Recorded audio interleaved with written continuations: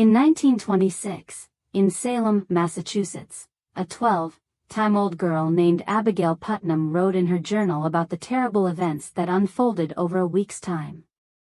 Her family's quest for her missing double family, William, and the posterior creepy circumstances girding his return were detailed in her entries. Despite sweats to find him, William's behavior becomes increasingly unsettling, culminating in a nipping climax.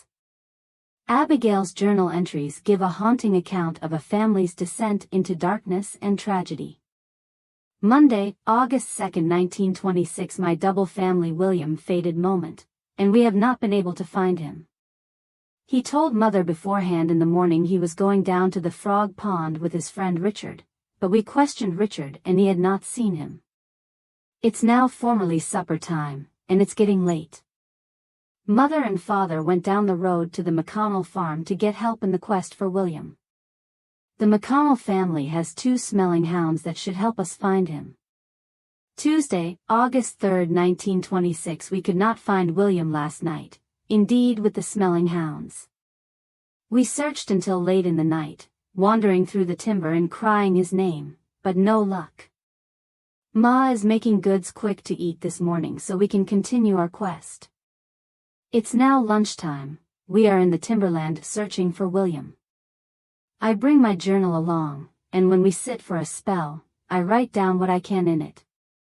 It's now the afterlife, and we are taking a rest before checking out some areas hard that have some caves.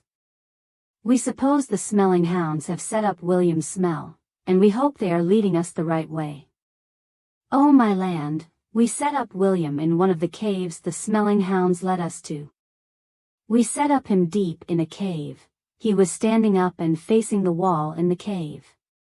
Commodity is wrong with William. It has been 2 hours since we set up him in the cave, and he has not spoken a word to anyone, not indeed to Mother or Father. They said it was because he was scarified from being alone in the cave all night. To me, commodity does not feel right. We are at home now, and William is in bed sleeping. I should be sleeping, but I am scarified. Commodity is not right with my family. His eyes look empty, and it looks like his soul has left his body. He keeps peering into nothing.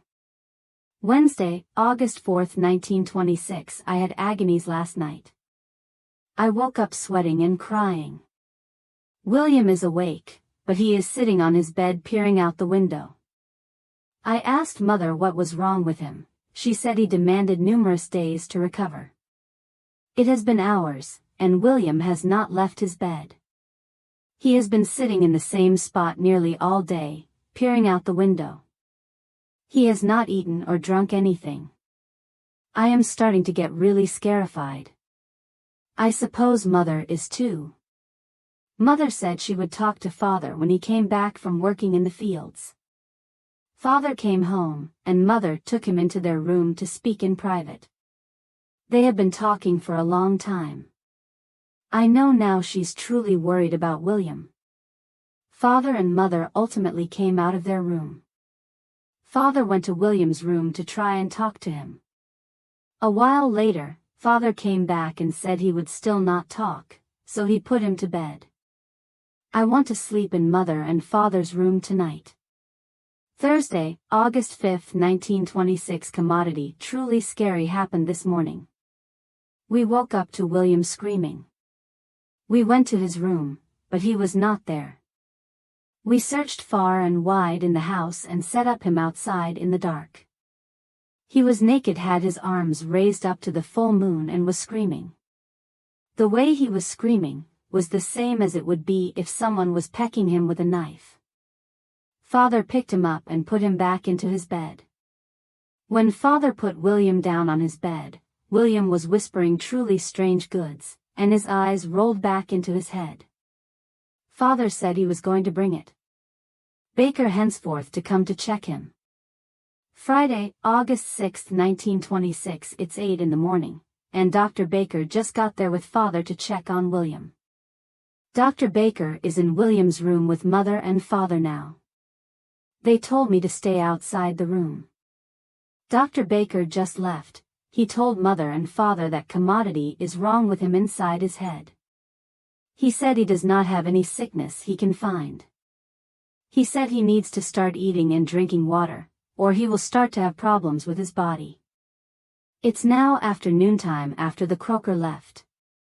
Father left to go work in the fields. Mother made me and William lunch and told me to go take it to his room. When I went inside his room, William was not there. I searched in his closet and under his bed. Mother and I have been searching far and wide in the house for William but could not find him. Mother said we will stay until Father comes home, and we will search outside again for him. When Father came home, we started looking for William outside and looked until dark and could not find him. Father said we will try again henceforth. Saturday, August 7, 1926. I do not know what to do.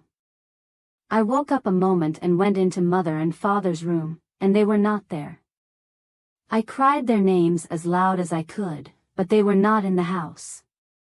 I went outside on the anterior gallery and yelled for them, and they did not answer. We do not have a telephone, and the closest neighbors that have a telephone are the McConnell family. I am so scarified. I suppose I'm going to stay in the house. I hope they went to get help from the McConnell family. I had been staying in the house for 6 hours, and it's now 3 in the afterlife, and Mother and Father have not come back. I was upstairs in my room, and I heard the anterior door open and close. I yelled out to see if it was Mother and Father, and there was no answer. I am so scarified. It's William. I'm going to hide upstairs and hope Mother and Father come home soon. Oh, please, I hope they do. I am hiding under Mother and Father's bed, and I can hear Way coming up the stairs. Oh no, I do not know what to do. I can hear him coming down the hallway. I am so scarified that he will find me. I am trying not to cry and be quiet so he does not find me. Writing down in my journal helps me not scarified. Oh no, I suppose he is in the same room as me now.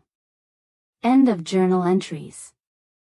Those were the last notations in Abigail Putnam's journal. Her journal was set up under her parents' bed, just like she'd written down in her journal. The dismembered bodies of Abigail Putnam, her father Charles Putnam, and her ma Ann Putnam were subsequently set up in the exact cave where they set up William days ahead. The authorities looked in the area for several weeks for William and could no way find him. He was no way heard from or seen again.